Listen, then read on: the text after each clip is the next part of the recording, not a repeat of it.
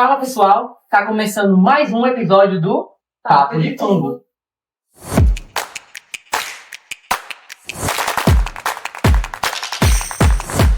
Hoje estamos dando continuidade às gravações aqui deste grande evento de micologia, que é o Encontro Pernambucano de Micologia aqui na Universidade Federal do Pernambuco.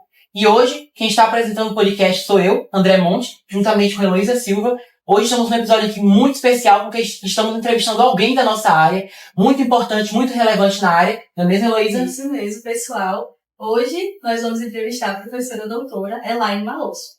Ela que possui graduação em Ciências Biológicas pela Universidade Federal de São Carlos, mestrado em Ecologia e Recursos Naturais pela Universidade Federal de São Carlos também, e doutorado em Microbial Molecular Ecology pela University of Newcastle upon Hull. Atualmente ela é professora titular da Universidade Federal de Pernambuco, membro do corpo docente do Programa de Pós-Graduação em Biologia de Fungos, e tem experiência na área de microbiologia, com ênfase em micologia, atuando principalmente em taxonomia e ecologia de fomicetos aquáticos em áreas de água dulce. Então, olá, professora Elaine, é um prazer tê-la aqui conosco no nosso podcast. Muito obrigada por aceitar o convite. E a gente queria saber um pouquinho sobre a sua trajetória e nesse mundo dos fungos, né? Nesse mundo dos fungos aquáticos. Inicialmente, a gente queria saber um pouco sobre a sua formação em ciências biológicas. O que é que te levou para a micologia? Se teve algum momento, alguma coisa específica que te levou a trabalhar com esses fungos aquáticos? Bom, muito obrigada pelo convite para participar desse programinha de vocês, que eu tenho acompanhado alguns episódios, né? Muito interessante a iniciativa. Então, a biologia é uma coisa que eu sempre gostei. E na época que eu fiz vestibular no modelo tradicional, né, de antigamente, e a gente tinha que decidir no colégio. Aí, embora eu gostasse de biologia, não é uma coisa que eu diga assim, desde criança que eu adorava isso. Eu era bailarina. E eu era fã da Ana Botafogo, e até então tudo que eu queria era fazer balé. Aí chega uma hora que você reconhece, né, que para as artes, para tudo você precisa de talento, mas para as artes muito mais. E eu olhei bem para mim e falei, não vai rolar. Vamos escolher outra coisa. E eu acabei escolhendo a biologia, que era um caminho que me parecia bastante natural, que eu gostava muito. Aí fiz o curso de bacharelado e licenciatura na Federal de São Carlos. E foram duas coisas importantes que aconteceram lá para me levar para a micologia. A primeira foi, já no meu primeiro semestre, um professor que era de citogenética, que falou, não esperem chegar no fim do curso para procurar um estágio. Vão logo procurar um estágio. Batam na porta das pessoas, vão conhecer. E isso me incentivou a ir bater na porta das pessoas. Aí eu tive uma aula de microbiologia e falei, essa é a porta que eu vou bater em primeiro lugar. E aí a professora me aceitou e eu comecei o estágio lá com ela. No início era assim, ajudando o povo do laboratório com os trabalhos que eles tinham, até o dia que ela chegou para mim e falou, você já aprendeu bastante, agora vá para a biblioteca, olhe os periódicos, as revistas e escolha um assunto para ser o seu projeto. Aí eu fui para a biblioteca, comecei a procurar as coisas, né, nas revistas de microbiologia e topei com um trabalho que era fomicetos aquáticos de algum lugar, que eu não vou lembrar agora o título exato. Olhei para aquela palavra, fomicetos, que nome esquisito, o que será que é isso? Aí eu li o trabalho, vi que era fungo, gostei da ideia e levei para ela. Falei, é isso aqui que eu quero estudar. Ela volta para a biblioteca e pesquise mais, né? Ela não me disse nem sim nem não, mandou eu pesquisar mais. Aí eu levantei mais alguns artigos, li os artigos e fizemos o meu primeiro projeto de iniciação científica.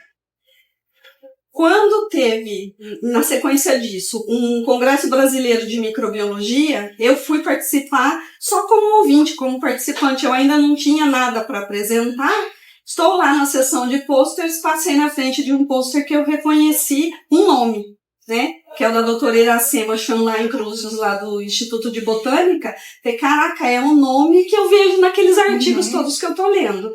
Aí eu fiquei por ali e acabei conversando com ela. Isso deu origem a um estágio de 1 mês no Instituto de Botânica para aprender um pouco mais e uma longa parceria de pesquisa depois disso. E E aí foi como eu realmente comecei com o estudo dos fungos aquáticos, indo lá para, assim, achando um nome intrigante na biblioteca e depois perseguindo um caminho com quem já estudava.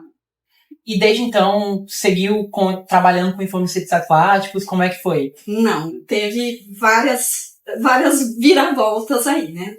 O meu trabalho de graduação, meu TCC e depois o meu mestrado foi com infomicetos aquáticos.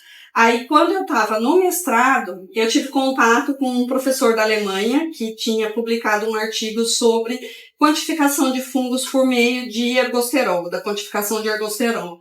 E eu achei aquilo interessante e eu quis incorporar isso já no meu mestrado. Então, fiz esse trabalho, fiz os treinamentos, etc. E gostei de ter incorporado essa coisa bioquímica no meu trabalho que era de ecologia. Então, quando foi para fazer o doutorado, eu quis colocar bioquímica e a parte molecular, a parte genética, que eu achei que seria importante, e eu precisava do treinamento. Na época, no Brasil, a gente ainda não tinha isso muito forte. Então, eu escolhi um lugar para fazer o meu doutorado no exterior, e com um foco, assim, eu preciso aprender essa técnica, não importa com que organismo seja. Aí eu consegui a vaga, fui para a Inglaterra fazer o meu doutorado. Lá o professor trabalhava com o solo, era biologia do solo, microbiologia do solo. Eu falei para ele, olha, eu quero focar em fungo, pode ser? Ele disse pode. Então, eu era a única no laboratório dele que trabalhava com fungos, mas era toda a metodologia de solo que os outros alunos utilizavam. E aí eu aprendi a trabalhar com a parte molecular, extrair DNA, PCR, sequenciamento, fazer árvore filogenética, e também trabalhei com o ergosterol, trabalhei com análise de ácidos graxos, perfil de ácidos graxos, incorporação de isótopo estável de carbono nessas moléculas para a gente quantificar metabolismo. Então, foi uma série de técnicas, mas era voltada para fungo de solo em geral. Quando voltei para o Brasil, depois do doutorado, o primeiro lugar que eu consegui uma vaga para fazer um estágio pós-doutoral foi na Exalc, em Piracicaba, com um professor que trabalhava com fungos micorrízicos arbusculares. E aí eu falei, bom, não sei nada sobre esse grupo, mas não é nada que eu não possa aprender. Meti a cara nos livros de novo, fui aprender sobre FMA e fui para o laboratório dele aí para fazer um estudo molecular desse grupo de fungos. E eu estava lá no laboratório desse professor quando surgiu uma vaga aqui na UFPE com o grupo de FMA. Então eu vim para trabalhar com a professora Leonor Costa Maia com FMA aqui na UFPE. Aí trabalhei um tempo com ela, a parte molecular de FMA é bem difícil de fazer, é complicada. Em algum momento surgiu a oportunidade da gente fazer uma parceria com o professor Rafael Castanheda, que é um pesquisador cubano, bastante conhecido. E aí Leonor me chamou e falou, olha, faça um projeto para trabalhar com esse professor. Aí eu disse a ela, olha, se eu for fazer esse projeto, eu tenho que largar as micorrizas, porque não vai dar para fazer as duas coisas. Tudo bem. Então, fiz o projeto com o professor Castanheda e aí voltei para os infomicetos, aí incorporando os terrestres também. Então, agora a gente faz de tudo um pouco aqui nesse laboratório, tanto que ele chama, que é um laboratório de infomicetos de folheto, porque a gente focou neste substrato como substrato principal, mas aí a gente estuda todos os fungos conidiais que aparecerem, a gente não descarta ninguém, não. Apareceu, a gente documenta. Sim. Teve esse pulo, então, né? De fomicetos, FMA e voltou para os infomicetos. Exato. Mas claro que nenhum conhecimento se perde, a gente só agrega, né? Só agrega. Muito legal.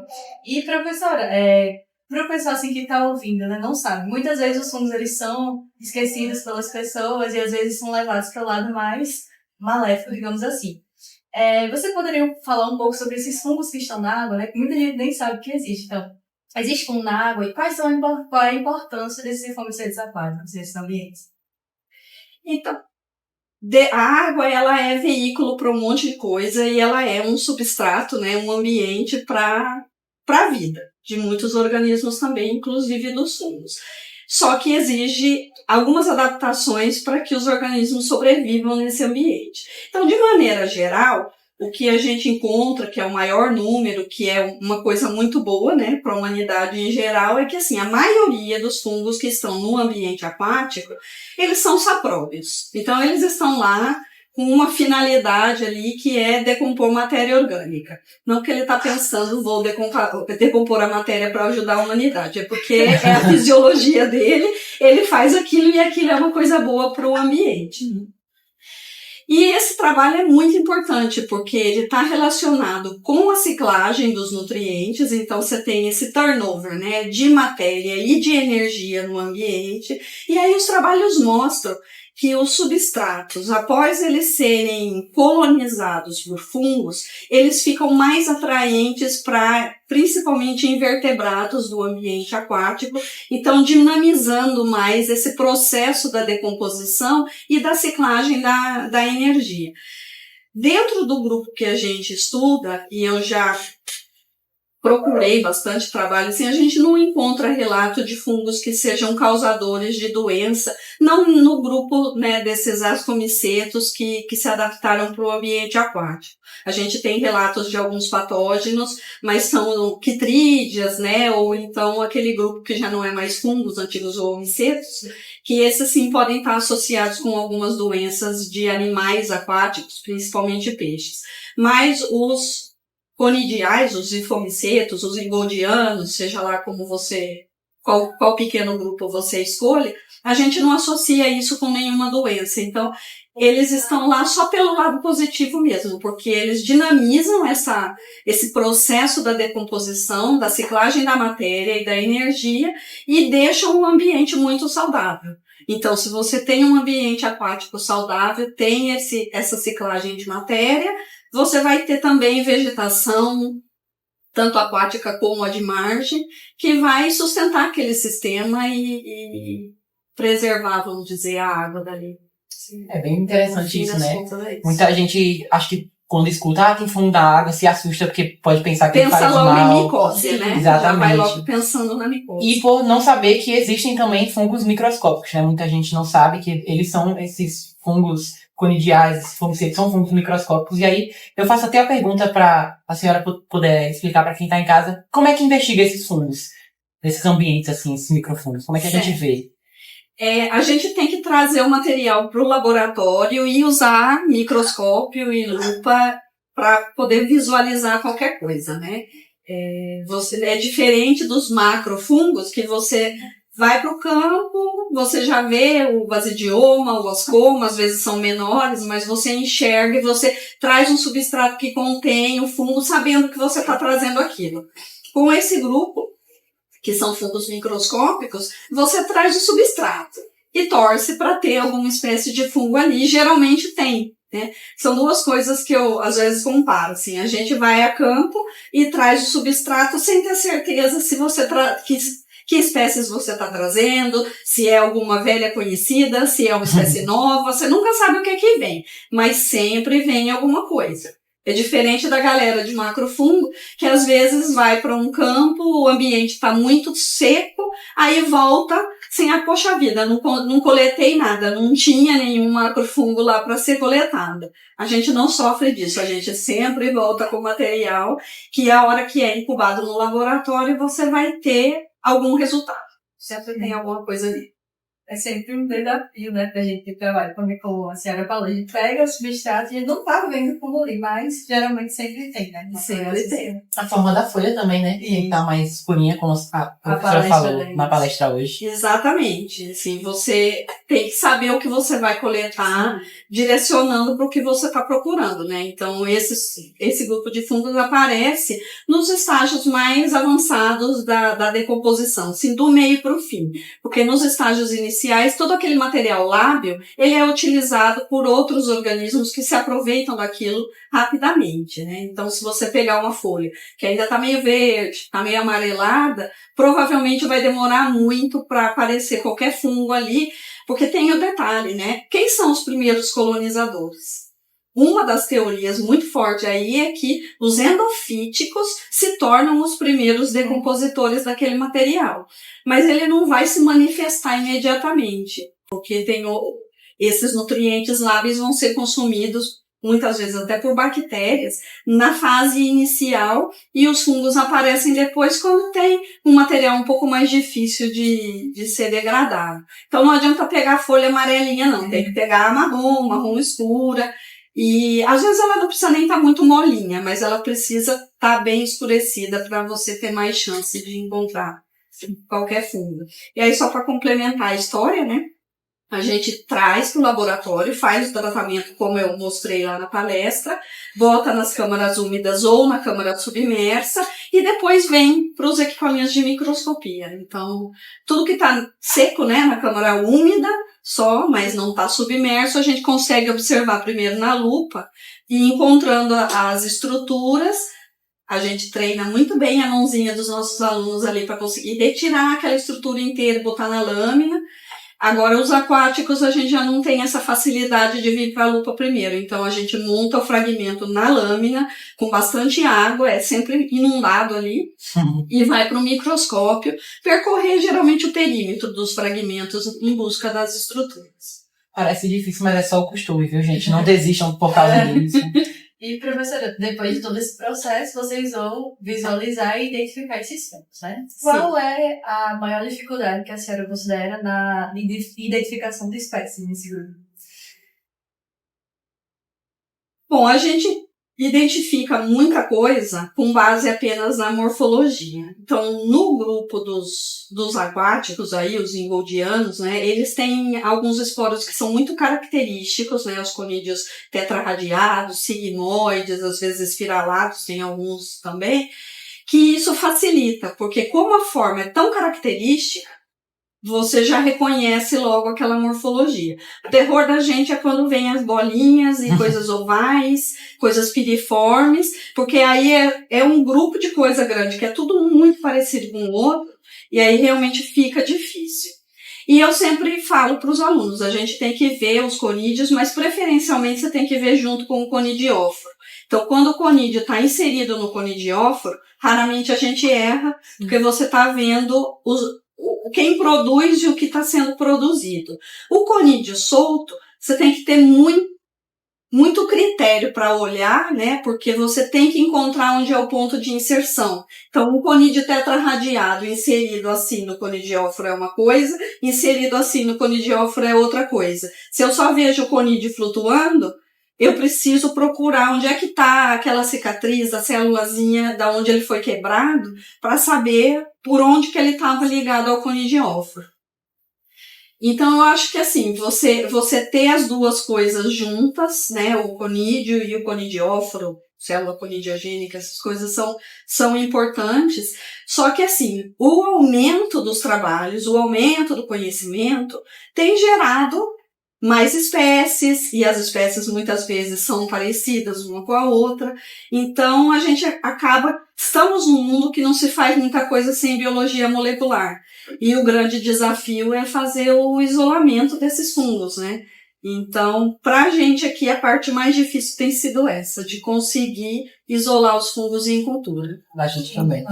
Lá na UFRN a gente tem esse desafio também, né? Essa dificuldade de isolar esses fungos, realmente é muito difícil, e hoje a gente precisa, né, dessa parte molecular também. E ao longo dessa trajetória, assim, qual foi a descoberta que mais animou?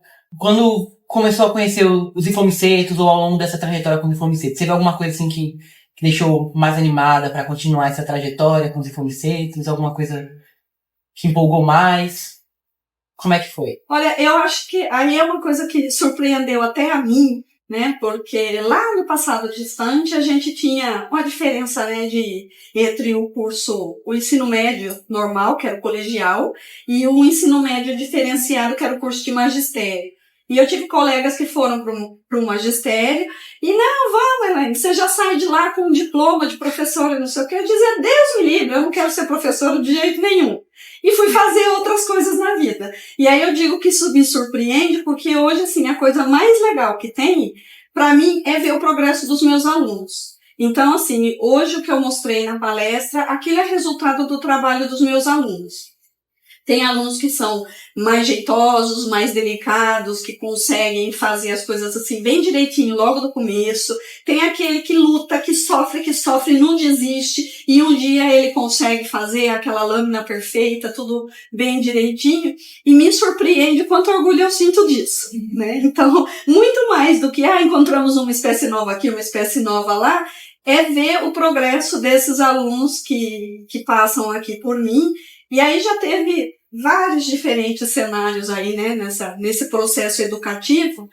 E assim, dos alunos que passaram pelo meu laboratório, alguns fizeram só mestrado, alguns poucos já fizeram doutorado e até pós-doc, eu não tenho ex-aluno desempregado. Né? Nem todo mundo está trabalhando em micologia, mas assim, a formação é uma coisa tão complexa que você treina o aluno para trabalhar em diversas frentes, para trabalhar em equipe, para resolver problema, para ser criativo, para uma série de coisas, e aí você viu a trajetória, você viu a mudança que aquele aluno passou durante o processo que ele estava dentro desse laboratório, e agora ele está no mercado de trabalho, executando às vezes tarefas que são bem desafiadoras, e isso é uma coisa muito legal. Então, assim, tem todo o lado da micologia, eu continuo me maravilhando com cada morfologia diferente de fungo que a gente vê. Essa leva nova de alunos estão tirando fotos maravilhosas, né? Comparado com as fotos que a gente tirava 10 anos atrás nos equipamentos que a gente tem fotos muito boas hoje. Mas aí é uma coisa que me surpreende quando eu penso que lá atrás eu disse não quero ser professora e hoje a coisa que mais me alegra é ver o progresso dos meus alunos. Realmente a ciência não se faz sozinho, né? A gente, acho que talvez não teria alcançado tanta coisa como alcançou, tantos artigos assim, relevantes, sem a ajuda de alunos, de contribuições científicas. Não tem como fazer isso, principalmente numa posição de professor, né? Que você muitas vezes tinha que estar na sala de aula. E para alcançar inúmeros artigos, alcançar essa relevância, não teria como se não fosse os alunos. Exatamente. A gente tem que ter a galera que trabalha o trabalho de formiguinha, né? E a colaboração de outros pesquisadores também, uns colegas, né? Eu sempre ressalvo muito a importância do professor Castanheda, que ele ensinou muita coisa para todos nós aqui, inclusive para mim, né? Eu o recebi como profissional, porque eu já era professora, fiz o projeto e ele veio para trabalhar num projeto comigo. Mas eu aprendi muito com ele, porque a vivência que ele tinha era muito maior do que a minha, né? Eu me distraía com micorrizas e outras coisas, né? Então, assim, a gente reconhece essas parcerias porque isso é muito importante e os alunos aqui dentro fazendo o trabalho deles também. Então, de fato, deve ser muito gratificante mesmo, né? Ver esses alunos crescendo e saindo e indo para o campo de trabalho, porque vocês, professores, além de formar, né, nos formar para essa parte da academia, acredito que nos formam como pessoas também, né? E a gente aprende muito. Então, de fato, deve ser muito gratificante mesmo ver esse progresso, né, desses alunos. E, professora, agora falando um pouquinho sobre a sua experiência, né, de pós-doutorado. A gente viu que a senhora fez o pós-doutorado na USP, é isso? E aí teve um impacto direto assim no seu modo de trabalhar, com taxonomia e ecologia? O que é que mudou com esse pós-doutorado? Olha, eu tive dois momentos de pós-doutorado, né? O primeiro foi esse lá na USP, passei 1 ano e um pouquinho lá, e esse trabalho era voltado para a parte de biologia molecular. Então, eu aprendi a trabalhar com alguns programas diferentes que eu não tinha ainda familiaridade, né? E a experiência foi bacana, porque pela primeira vez eu era a pesquisadora sênior abaixo do professor em algum laboratório, né? Então, era coisas assim que ele deixava o laboratório nas minhas mãos em alguns momentos e você tem que resolver alguns problemas e algumas coisas, né? Você tem que ensinar para quem está chegando ali. Então, foi uma realidade diferente da que eu estava habituada antes, que a gente obedecia o professor que era o chefe daquele laboratório e tal. Então, foi uma primeira vez assim que eu assumi algumas responsabilidades a mais, né? Além do meu projeto. Porque antes eu tinha responsabilidade só com o meu projeto, e isso veio para contribuir um pouco mais. Mas era um universo de trabalho completamente diferente do que eu faço agora. Aí eu vim para cá, né, apareceu essa oportunidade de fazer um outro pós-doc aqui em Pernambuco, e eu vim para cá também para trabalhar com micorrizas. E aí foi na continuação dessa coisa de seja responsável, né, por coisas além do seu projeto, que o laboratório de biologia molecular aqui do departamento, ele estava parado por uns tempos, porque a professora que era responsável por ele estava afastada num pós-doutorado. Então, já fazia meses que o laboratório estava fechado, ninguém estava trabalhando lá. Aí, quando eu cheguei, a professora Leonor me levou lá, me deu a chave e falou, ó, bote esse negócio para funcionar de novo, veja o que precisa comprar, os reagentes que a gente vai providenciar, porque nós queremos isso aqui funcionando e os alunos tendo acesso, né? Então, foi uma outra coisa que eu tive que aprender a fazer, assim, a gerenciar mesmo o laboratório, ver o que falta, comprar coisa, ter estoque. Eram outros momentos de financiamento de pesquisa também, então a gente tinha mais dinheiro para fazer essas coisas na época, e isso foi muito bom, porque aí eu pude colaborar nos projetos de alguns alunos que estavam aqui, né? Quando eu comecei a fazer as coisas lá, o pessoal soube, daí já vinham me procurar para ver se, me ajuda a fazer uma extração de DNA, me ajuda a otimizar a PCR de alguma coisa. Então, assim, isso tudo me trouxe uma vivência do que seria a minha vida depois do concurso, né? Então, eu já tive uma experiência de coordenar coisas e gerenciar coisas antes ainda de me tornar professora. Então, foi muito bom esse período, né, como pós-doc, para aprender algumas coisas mais sobre a vida profissional que vinha depois. Eu ia até perguntar como é que com toda essa experiência, a micologia em diversas áreas, né, não somente na área de fomicetos, de micorrizas também, como foi voltar para cá justamente com todo esse conhecimento molecular mais aplicado e estar no polo de micologia nacional, né, que é aqui em Recife. A gente sabe que em Recife tem esse grande antro assim, da micologia. E como é que essa experiência a sua experiência agregou nesse polo assim, de micologia, além dessas contribuições em outros trabalhos? Teve algo a mais, assim, que a senhora... Eu acho que teve contribuições muito boas, né? Essa coisa que eu lhe falei, que eu dei uma volta, né? Antes de voltar para casa, né? E quando eu voltei para os infomicetos, eu disse, estou voltando para casa, porque foi aqui que eu comecei. Mas ter feito esse trajeto por um caminho um pouco diferente foi muito bom, porque eu aprendi muita coisa nesse processo, eu aprendi diversas técnicas, juntou toda essa parte do conhecimento de biologia molecular, de reconstrução filogenética, que eu não tinha tido isso na minha formação, e isso tudo pode ser utilizado aqui. Então a gente, como eu falei, eu não estou tendo chance de fazer isso nesse momento, porque a gente está lutando com uma coisa que é anterior, que é a parte do isolamento dos fungos, né? Eu preciso ter biomassa. Às vezes o povo fala, e se você tentar a extração de um conídeo único? Posso tentar, mas assim, a PCR é aquela história da PCR, né? Em teoria, se você tiver uma molécula de DNA, ela funciona, mas o problema é que isso tudo vai ficar abaixo do limite de detecção das técnicas que eu tenho. Então, assim, eu não vejo essa trajetória externa como perda de tempo, não. Eu aprendi muita coisa nesse caminho e aprendi muita coisa com o estudo dos FMAs também, que é diferente, né, dos conídeos lá, dos Ascomycota, que tem 1 núcleo, 2 núcleos para você ligar pela molecular. Tem esporo de fungo micorrízico que tem 1000 núcleos ali dentro, né? Você pega aquelas gigáscaras, sei lá quanto núcleo tem ali dentro. Eu acho que, se eu não me engano, foi o Francisco de Souza que fez um trabalho sobre isso e conseguiu marcar muita coisa lá dentro, e eles são geneticamente diferentes.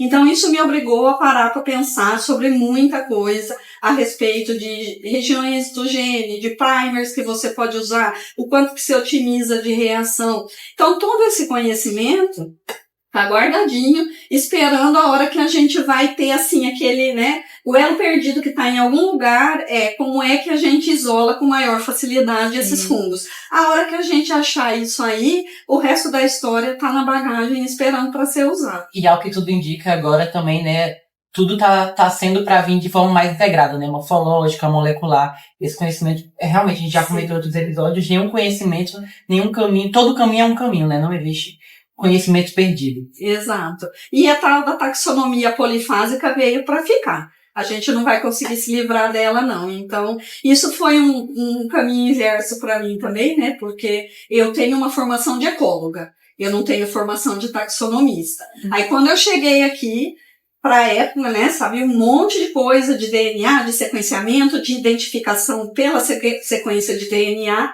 Professora Maria Auxiliadora, que é uma figura importantíssima aqui do nosso departamento, virou para mim e falou assim: mas como é que você vai identificar com a sequência do negócio se você nunca viu a cara do fungo? Né? Assim, cara crachá, não tem jeito não, né? E eu, poxa vida, né? Eu venho com uma bagagem tão grande e aparentemente não serve para muita coisa. Então vamos começar a olhar para os fungos. E aí agora eu vejo que a integração dos dois é fundamental. Não dá para você fazer só pelo molecular, não dá mais para você fazer só pela morfologia. Então a gente tem que fazer as pazes, né? Das duas técnicas e tocar em frente sabendo que vai ter que ser usada as duas ferramentas se a gente quiser precisão nas nossas identificações. Sim. Então, como a gente falou, né, hoje a senhora é professora titular aqui da UFPE e também faz parte do programa de pós-graduação em Biologia de Fungos. E aí a gente falou, né, dessas novas técnicas que estão sendo usadas, molecular. Como é que a senhora enxerga a formação dos novos micólogos e também nessa perspectiva dos fungos aquáticos? Que é o que a senhora acha, né, que vai acontecer? Olha, a formação dos novos micólogos já englobou os estudos moleculares, né? Desde a gente aqui no programa, mas em todos os outros lugares que a gente conversa, as pessoas estão fazendo biologia molecular para resolver questões taxonômicas, né? E isso está sendo muito importante. No contexto dos fungos aquáticos que a gente estava falando, eu ainda fico nessa trava de ter a biomassa suficiente para fazer os trabalhos. Então, eu acho que o isolamento é uma trava muito grande aí para a gente. Para você fazer técnicas mais diretas, seria necessário você ter ou ferramentas de micromanipulação, né, para dizer, olha, eu peguei um conídeo e ele saiu inteirinho, não quebrou, então eu não perdi o núcleo dele em lugar nenhum ali num extravasamento da célula. E isso é uma coisa que não é qualquer instituição, não é qualquer laboratório que tem. Para a gente fazer assim, se eu fizer uma suspensão de conídeos, então se eu conseguir que o fungo esporule muito e depois eu vou filtrar e botar isso por uma membrana e conseguir extrair o DNA dali. Não sei se vai funcionar de uma maneira específica, né? Às vezes que a gente já trabalhou com a extração de DNA de membrana filtrante, o trabalho não era de fomiceto aquático, mas era de fungo, só que era para água potável, então tinha bem pouco micro-organismo crescendo ali. Os PCRs não deram muito certo naquela época. E aí eu não tenho certeza se era pouca experiência da pessoa que estava fazendo o trabalho ou se realmente era a dificuldade do material mesmo. Então, assim, a biologia molecular veio para ficar dentro dos estudos, seja de taxonomia, seja de ecologia, a gente não tem mais como ignorar isso. Nossos alunos estão sendo preparados para usar essas ferramentas em toda oportunidade que eles tiverem, e o desafio está em conseguir bons materiais, né? Seria quantidade suficiente de DNA purificado para fazer as análises. Isso para a gente trabalhar com o método antigo que você faz a PCR para amplificar o número de sequências lá, né, de fragmentos e depois fazer o sequenciamento disso por métodos mais tradicionais. Essa semana aqui nós tivemos uma palestra de um pesquisador estrangeiro que está fazendo um trabalho aqui no Brasil, que mostrou algumas coisas dessas técnicas mais novas de sequenciamento, que são muito interessantes, mas aí você precisa de DNA de altíssima qualidade. O DNA tem que estar puro, você tem que ter os fragmentos muito longos para funcionar bem na técnica, senão você vai ter um monte de coisa picadinha que não vai servir para muita coisa. E isso para você sequenciar e montar um genoma completo tal do organismo. Então, para esse tipo de técnica, que seria das coisas mais recentes que tem aí disponível, eu acho que a gente não vai entrar nessa era tão cedo, enquanto a gente não conseguir resolver a questão da dificuldade do cultivo.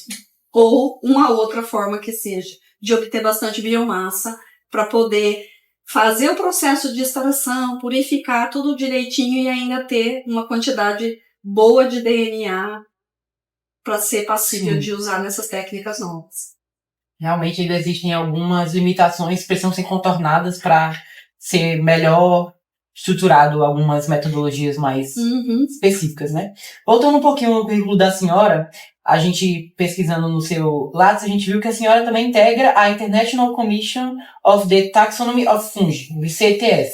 A senhora pode explicar um pouquinho para a galera de casa o que é, como é que funciona esse trabalho e a importância de ter uma representação brasileira dentro dessa organização? Sim. Então, essa comissão é uma comissão internacional que discute, né, questões voltadas à taxonomia, questão de prioridade de nome, de preservação, né, de determinados nomes que por alguma razão histórica precisa ser preservado, às vezes é por uma questão prática, porque se é um fungo patogênico, o mundo todo já conhece aquele nome, então mesmo que haja razões do código de nomenclatura para você substituir, você tem outras razões que falam, vai dar mais confusão chamar por esse outro nome do que pelo nome que está todo mundo mais acostumado. Mas ela não sanciona nada, né? Então, assim, a gente discute, a gente chama para o debate.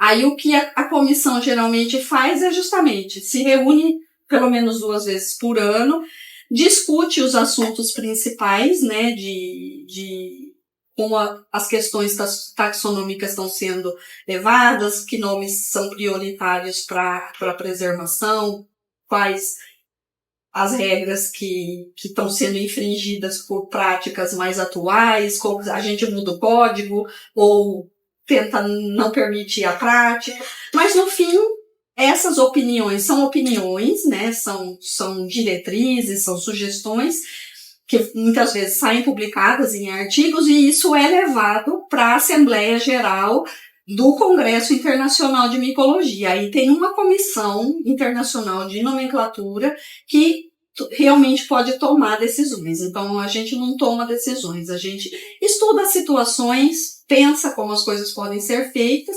e sugere, né? Tenta mostrar caminhos, mostra por esse caminho, por aquele caminho, vai ser desse jeito ou daquele, né? Mas a gente não tem o poder de dizer, olha, é assim e acabou. E assim, eu não sou a única brasileira, né, que tá nessa comissão. Eu substituí um brasileiro que já participou anteriormente. E assim, a ideia é ter gente dos 5 continentes, e ele tem, está bem balanceado. Uma outra preocupação que eles têm é de você ter igualdade de gênero, então é balanceado também o número de homens e de mulheres que compõem a comissão. E o trabalho é esse, né? É a gente participar dessas reuniões, debater as coisas que estão chamando mais atenção, né? E formar, né, essas ideias, essas sugestões que podem ser levadas para os congressos para serem discutidas e aí sim, lá na Assembleia, aquilo pode ser votado ou pode ser mais bem estruturado na forma de uma norma, por exemplo. Bem pensado. E, professor, hoje vivemos no Brasil, né, que é um país super diverso. E aí vem crescendo esse estudo dos fungos, né, cada vez mais pesquisadores. E tem muitas espécies locais que a gente ainda não conhece, as espécies de fungos que ali habitam, né? Então, o que é que a senhora considera hoje essencial para formar alunos bons taxonomistas? Olha, realmente o essencial é você ter financiamento para que os trabalhos possam ser desenvolvidos. Então, assim, você ter, claro, o financiamento para manter boas condições de laboratório, para que você tenha um instrumental adequado para o seu aluno trabalhar, né? Porque não adianta nada ele vir para cá e não conseguir ver as coisas. Isso é um negócio que a gente faz, por exemplo, os laboratórios de aula prática da graduação tem microscópio, mas o microscópio da graduação é um microscópio muito simples. Aí eu levo uma lâmina de um infomiceto aquático hialino, chega lá o aluno não vê, porque eu não tenho contraste de fase naquele microscópio. Eu não estou dizendo que precisaria ter lá, mas para a parte da pesquisa, você tem que ter um laboratório que tenha um instrumental adequado para os seus alunos trabalharem. Você precisa dos recursos para fazer a manutenção desses equipamentos, da infraestrutura que você tem. É necessário ter o financiamento das bolsas, porque se o aluno está aqui no microscópio pensando como é que ele vai pagar a conta de luz no final do mês, ele não está concentrado no trabalho. Então, assim, financiamento é uma coisa fundamental para que a pesquisa aconteça e nesse processo da pesquisa você tenha a formação do aluno. E uma coisa que é bem importante, e aí isso fica mais para o professor, né, para quem está à frente do grupo, é uma percepção para os talentos que aparecem, né? Eu já tive aluno que, assim, para a parte de manipulação de fungo e tudo mais, era complicado de fazer, a pessoa não tinha muita delicadeza, mas não é que não tinha delicadeza com o trabalho, a pessoa não tinha muita delicadeza em quase nada do que fazia. Então, assim, quebrou não sei o quê, não precisa nem me dizer quem foi que quebrou, porque eu já sei a origem daquilo. E aí um dia eu tive a conversa com a pessoa, falou, você faz essa parte do trabalho tão bem, agora essa parte aqui você está sofrendo para fazer. Então, pare de sofrer com aquilo que não parece ser a sua vocação e veja que você tem talento para essa outra coisa, né? Sente comigo e conversa. Você realmente está enxergando do mesmo jeito ou eu que estou sendo, preconceituosa e achando que você não deve fazer esse tipo de trabalho? Então, essa percepção é importante, porque se você insiste muito numa coisa que não está indo pelo caminho certo, é como dar murro em ponta de faca, né? Você só vai conseguir se machucar com aquilo e não vai chegar a nenhum resultado produtivo.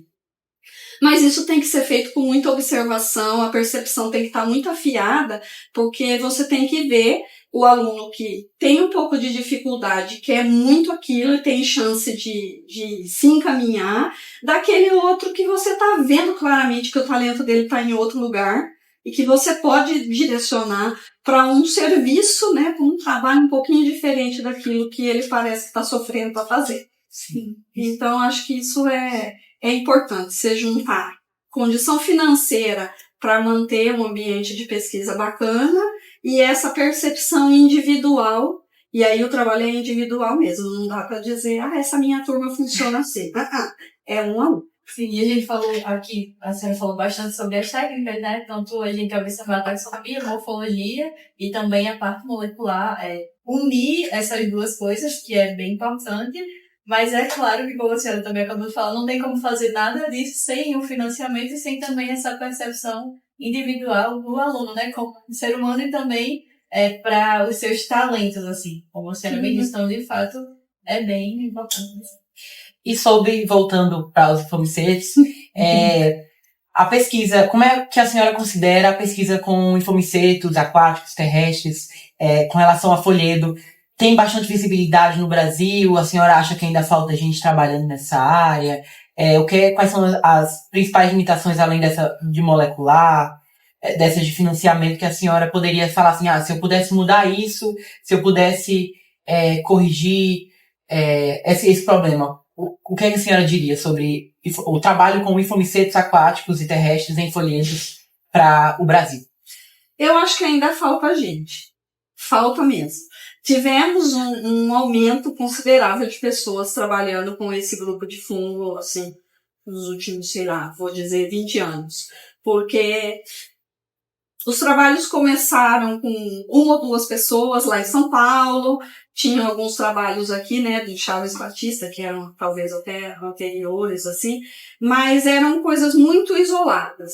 E aí você tem esse processo do crescimento, né? Um professor formou 3 alunos, que viraram professores, formou mais 3 alunos cada um. Então, foi aparecendo mais gente, mas quando a gente pensa no tamanho do nosso país, ainda falta muita gente, tem muito ambiente que não foi ainda amostrado. Então, assim, não estamos perto da suficiência de pesquisadores para trabalhar com esse grupo.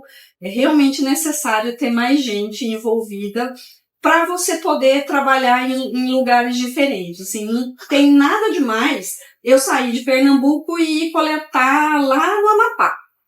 Posso ir tranquilamente.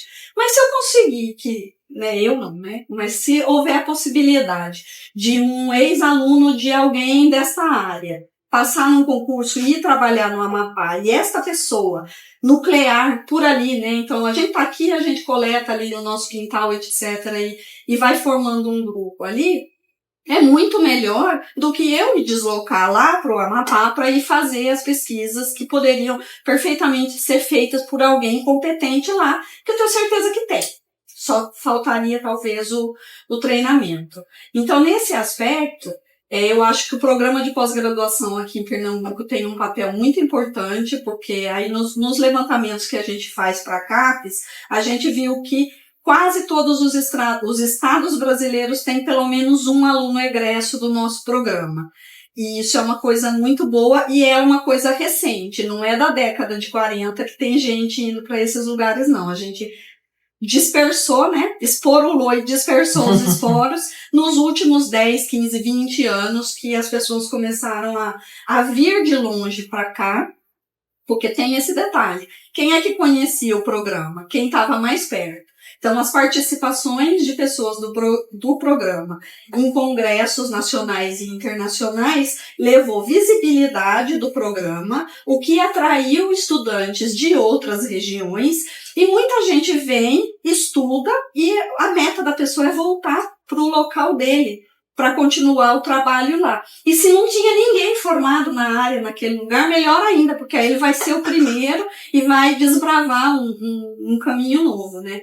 Então, essa coisa de você ter mais visibilidade para o programa, para que a pessoa saiba, olha, se eu quiser estudar isso, é ali que eu vou, é uma coisa importante. Para os ifomicetos aquáticos, em particular, a dificuldade, às vezes, é de você mostrar que eles existem. Porque desde criança o povo tropeça num cogumelo, não sei o que é isso. Então tudo que é visível chama mais atenção, né? O professor João Lúcio Azevedo, lá da Exalc, falava muitos anos atrás, que ele dizia assim, tá cheio de lista vermelha e programa de proteção do mico-leão dourado, da ararinha azul, que foram os primeiros que apareceram como animais símbolos, assim, dos programas de conservação, de proteção. Ele falava, e a bactéria que está no solo? Porque o mico-leão dá no pé, a ararinha azul ela voa. E a bactéria que está ali no solo? Que você está perdendo quando pega fogo na floresta e ninguém foi tirar ela de lá e ela não tem para onde correr, né? O fungo, que se o micélio dele não cresceu para muito longe, ele também vai ficar retido naquele local. Então, por que uma bactéria não é o organismo símbolo da conservação? Porque ninguém vê, porque ela não dá aquele status, né, comercial que você precisa para quem representa esse tipo de coisa.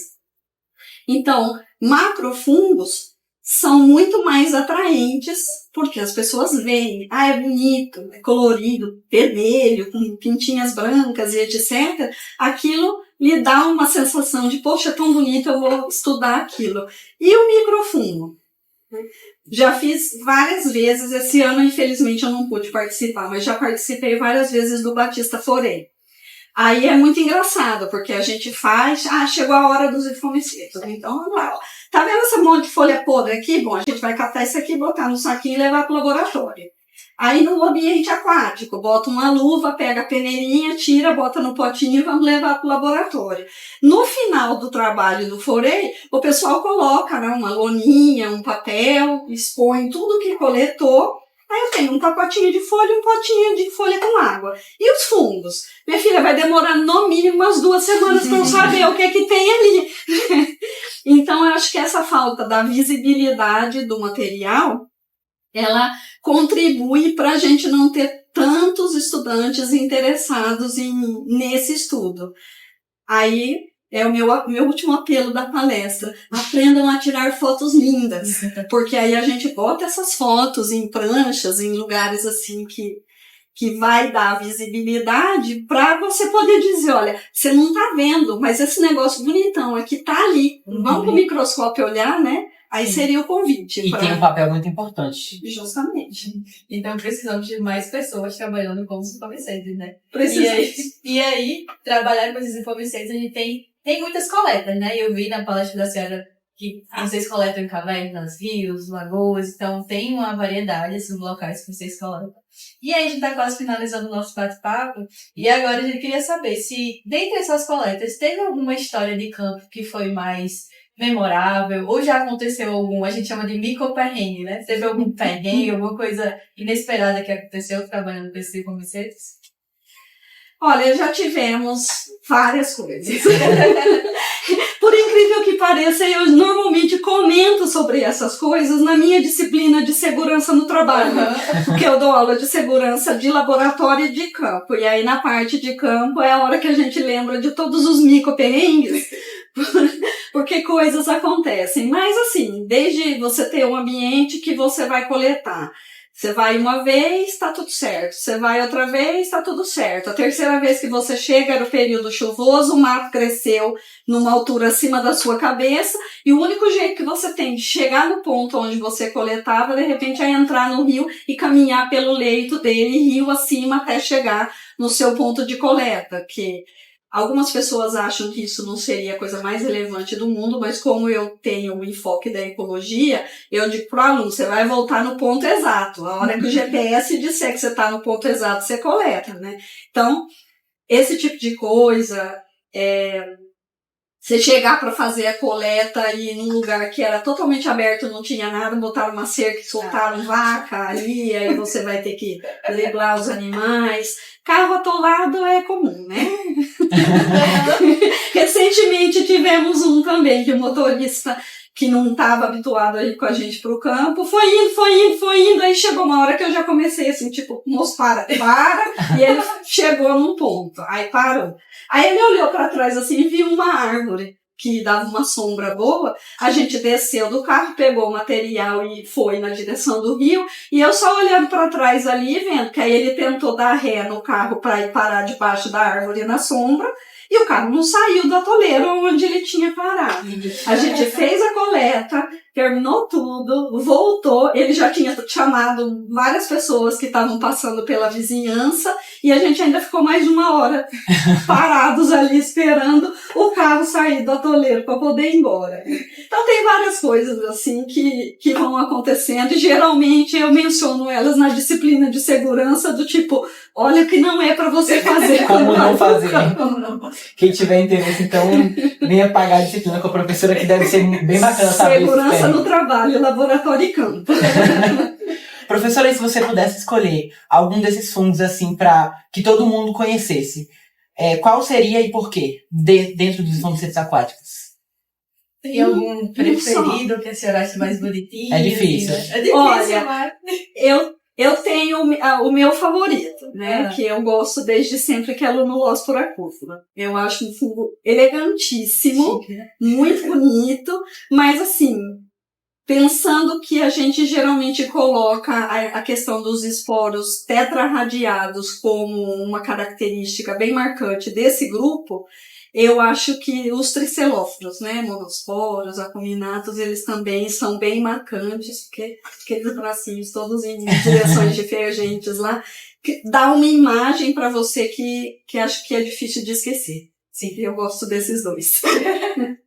E, professora, para finalizar o nosso bate-papo, qual o conselho que a senhora daria para os jovens que estão iniciando nessa área da micologia e dos informações aquáticos? Um conselho? Sei não. Não, assim, olha, paciência e perseverança.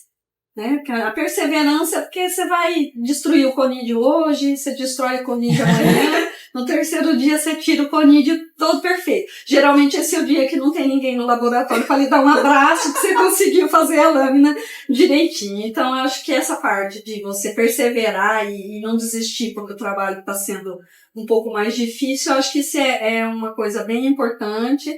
E a paciência é uma das coisas que eu pergunto para todo aluno que vem para cá. Assim, você consegue ficar sentado por bastante tempo, né? Você tem aquela quietude interior que lhe permite passar 2 horas ao microscópio olhando para uma estrutura e vai com foco e volta o foco e vai o foco e volta o foco, muda para cá, muda para lá, volta para o mesmo lugar e vai o foco e volta o foco, até você entender o que é que estava acontecendo ali. Isso é uma coisa importante, e aí é para qualquer taxonomista, não é só para quem faz os hifomicetos aquáticos, não.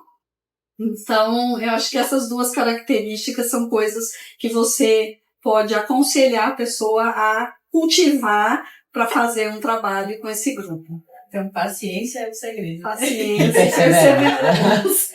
E tirar fotos, né, quando achar. E tirar fotos muito tudo. bonitas. Pra não Isso é perder. fundamental também.